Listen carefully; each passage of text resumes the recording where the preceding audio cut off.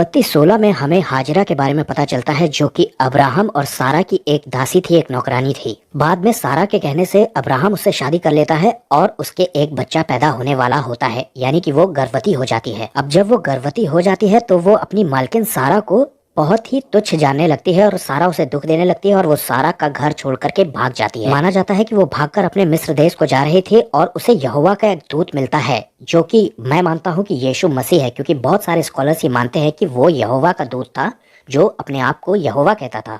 वो हाजिरा से एक बात कहता है जिसे आज हम देखने जा रहे हैं। वो हाजिरा या हगार को कहता है, हे सारा की दासी हाजिरा, यानी कि सारा की नौकरानी हाजिरा, तू कहाँ से आती और कहाँ को जाती है। आगे की कहानी आप बाइबल में पढ़ सकते हैं, लेकिन यहाँ ध्यान देने वाली बात यह है कि यहोवा का दूत यानी कि परमेश्वर खुद उसे कह रहे हैं कि वो नौकरानी है सारे की। समस्या ये है कि वो अपने आप को महारानी समझने लग गई थी। इससे कोई फर्क नहीं पड़ता है कि आप अपनी दृष्टि में कैसे हैं या आप अपने आप को क्या समझते हैं। हर आदमी अपने आप को कुछ ऊंचा ही तौलता है, लेकिन आपको स्वर्ग किस नजर से देखता है, किस दृष्टि से देखता है, ये बहुत इंपॉर्टेंट है।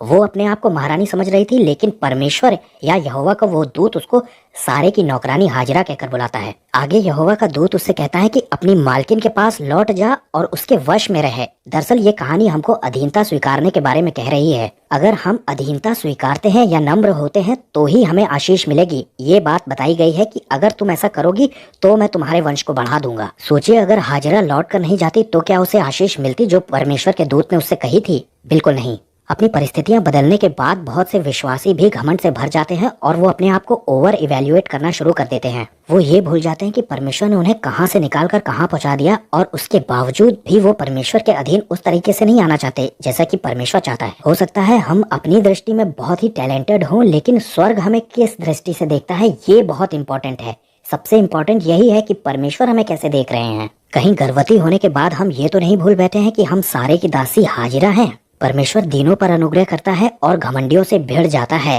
बाइबल बताती है कि शाऊल भी ऐसा व्यक्ति था जो अपनी दृष्टि में जब छोटा था तब परमेश्वर ने उसे बढ़ा दिया था और राजा बना दिया था। शैतान से हमें हमारे शरीर में एक पलवे करने का स्वभाव मिला है, यानी कि रिबेलियन का स्वभाव मिला है, लेकिन कहीं उससे हम परमेश्वर को नाराज न कर दें, या हम ये ना भूल जाएं कि उसकी आज्ञा मानने से उसकी आशीष उतरती है। चाहे ऑफिस में बॉस हो या घर में माता पिता या स्कूल में टीचर, हमें लोगों के अधीन होना है। इसी से परमेश्वर चेक करते हैं कि हम कितने हम्बल हैं या हम आशीष के लायक हैं भी कि नहीं। सबको जय मसीह की।